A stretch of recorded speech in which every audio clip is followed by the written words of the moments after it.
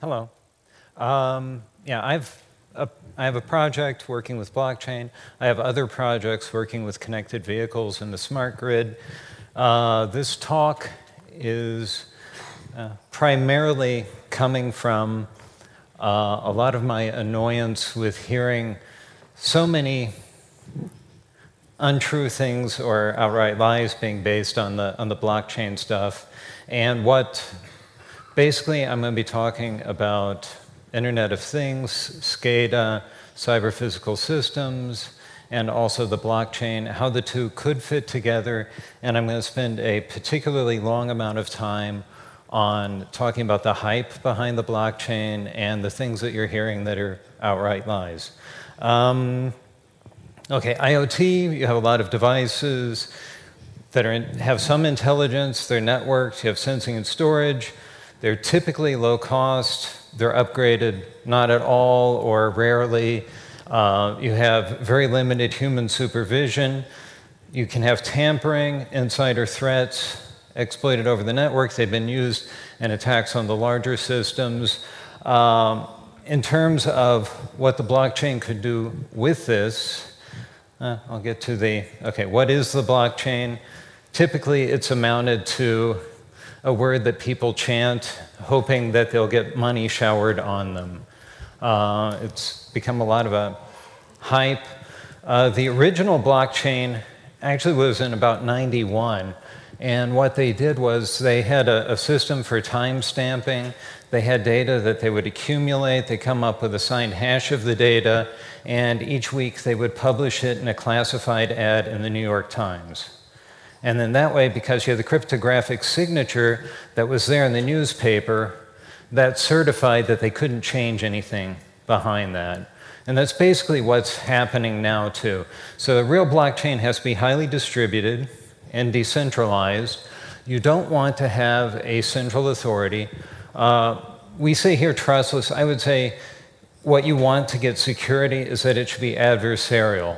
If you've got, say, two competitors that are sharing the same data structure, it's unlikely that those competitors are going to join forces to modify the data in the past, right? You're not going to have two people that are competing for money joining together to try and save one of them.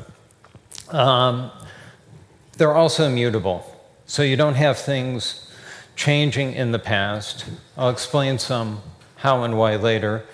The hype is, okay, you have this distributed ledger built from signed transactions. What's interesting is previously the security of your devices was assured by you keeping it in a locked room.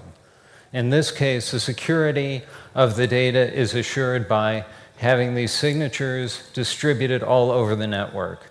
So instead of the security coming from below, it comes from above.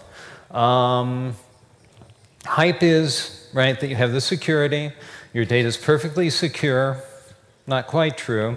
Transparency, I keep hearing people say it makes all your data transparent, which gets back to why don't you just publish it in the New York Times like the first application?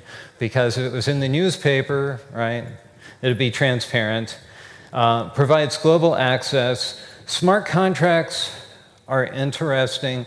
I'll talk some more later about how they're implemented, but the idea, how that's actually done now is within the Ethereum currency, you have contracts embedded in the money so that before the money can be used by one of the parties, all of the constraints have to be fulfilled. There are a lot of things that could be done with that. The anti-hype, which actually this would be the takeaway for a lot of you,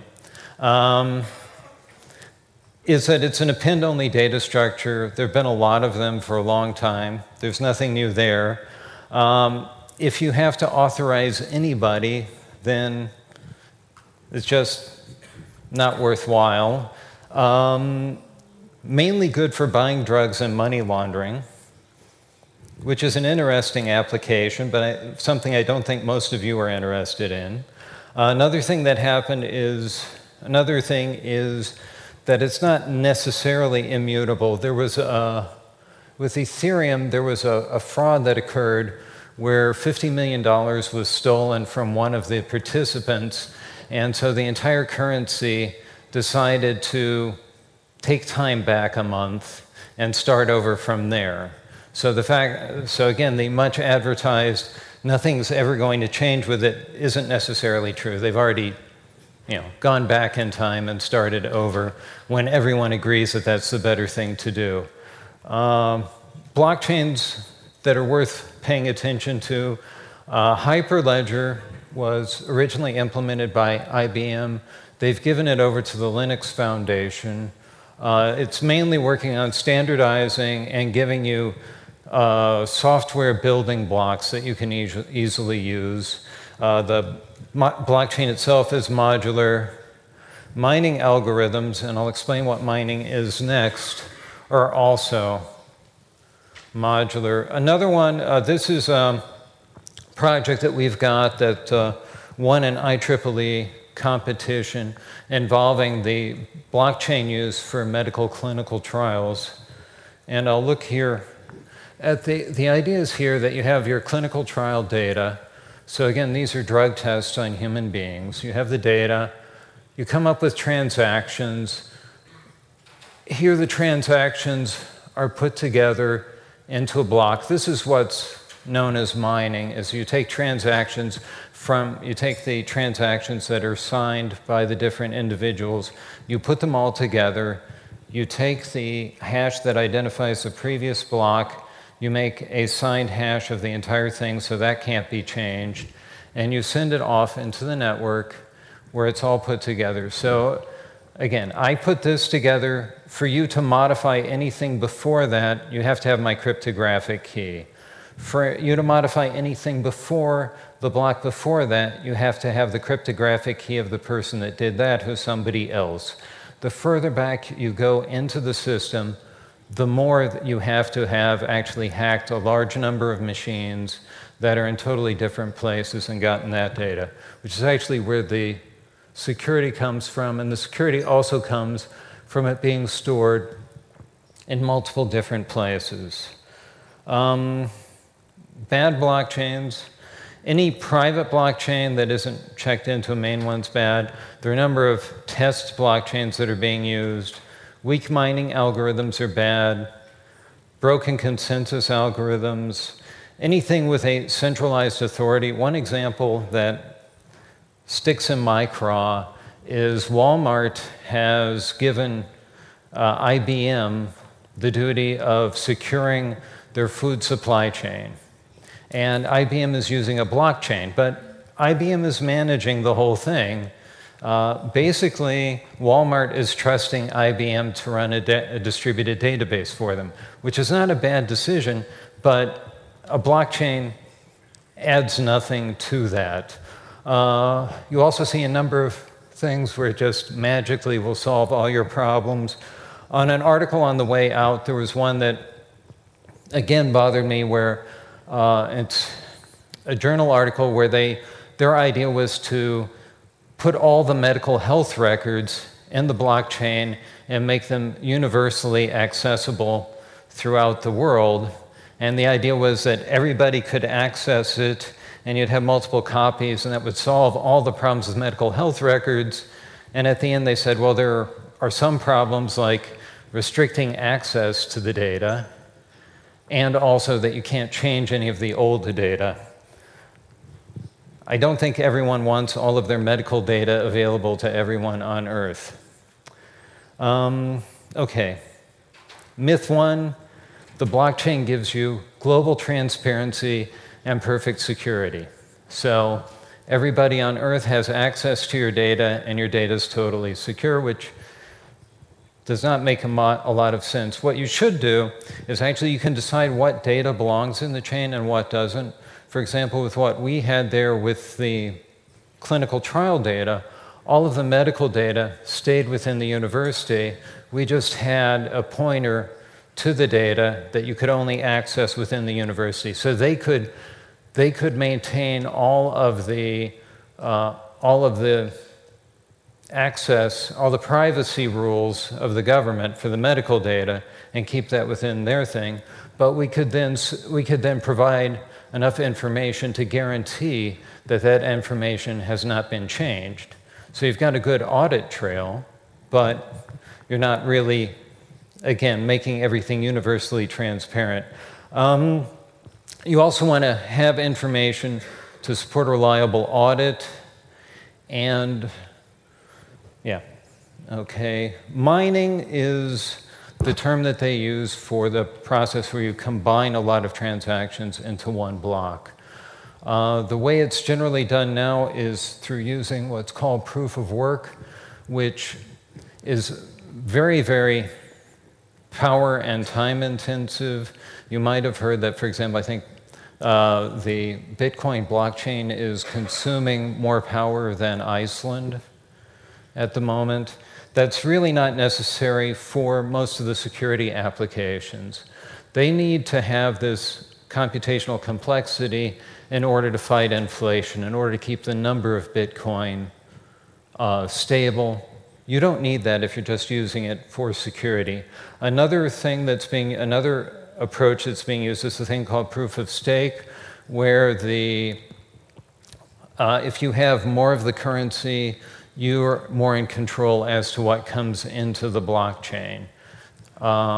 In some ways, I see that as the Wall Street or finance system, and as we know from history, there's no chance that the finance system could be rigged in any way. That was sarcasm.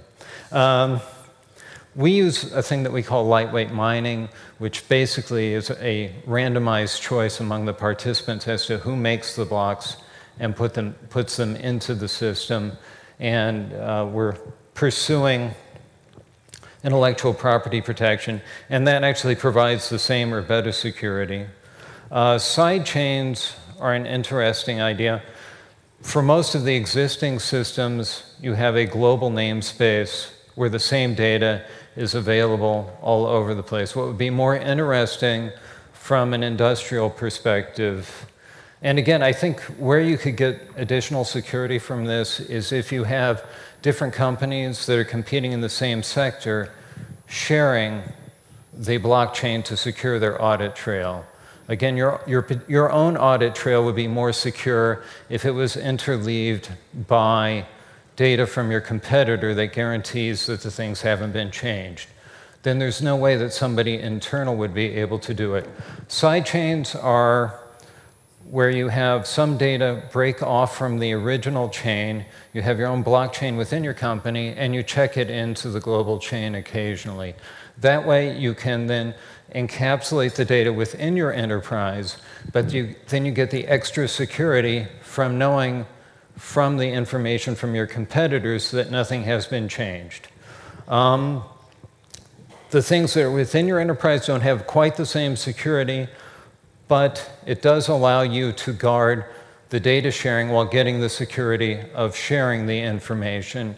It can also help fight. There have been some attacks on the currency systems where the internet routing has been used to partition the network, and that way you could avoid that particular problem, again, by keeping a lot of it within your enterprise. Smart contracts are the mining server. The way that works, or the mining servers all execute the same program in parallel. So you have the same program being run all over the world with the same inputs, and you can compare the outputs. That is not particularly that great for the industrial applications, except if you would combine that with the sidechains so that you could have programs running within your enterprise or have programs running for a part of your enterprise. That can add security in that, again, when you have the security being assured by the network and you have these programs running in multiple places, then you no longer have a problem with a single point of failure or a single device being attacked. You would have to already subvert large parts of the system to cause problems. There have been problems. I mentioned before the $50 million heist where they stole money. where you can have problems within the programs. The programming language that they have is not perfect, and they have found ways of tricking things with that. You need to have something set up where you can verify the correctness of the programs that are in there. We've looked some at using this type of idea, for example, for combining sensor feeds and extracting a reliable output for that. Another thing that would be useful is as an audit trail within the industrial application. You can then have information as to what's been going on that can help with debugging or then identifying problems that have happened in the past. The open problems that exist, there are a lot of systems that have been developed that are supposed to make private currencies. You could use that to add more security what you have. The problem I have is that most of them were developed by cryptographers, and they only look at the cryptographic issues. They don't look at other ways of leaking data. For example, they'll have ways of putting information into a pool or currency into a pool and then not being able to know who extracted it. But if you can see one person putting $2 million in and then shortly after another person taking $2 million out, that's not really the type of thing they've been looking at. Another problem that you've had with the blockchains is the wallet interfaces that people are using for managing their currency. There have been programming problems in there. So again, with any system that with any industrial system you would set up, the individual programs that are putting data into the blockchain are of course always vulnerable. And that's then a problem, and that's nothing that these systems can take care of. A similar problem, again, with the wallets not only having errors within them, people have put up fake wallet software with exploits embedded in them that people will download and use. Similarly, the programs that you have would put data into the system might not necessarily be reliable. The mining, so then the process that combines the individual transactions into a block, there are a lot of alternatives. Not all of them would be appropriate. Proof of work is probably not appropriate for most of your applications. Proof of stake, I would also doubt would be that useful. As a side note for the people and for the security people, one thing that you're seeing a lot with the different types of malware out in the wild is that they will be doing cryptocurrency mining in the background as an exploit.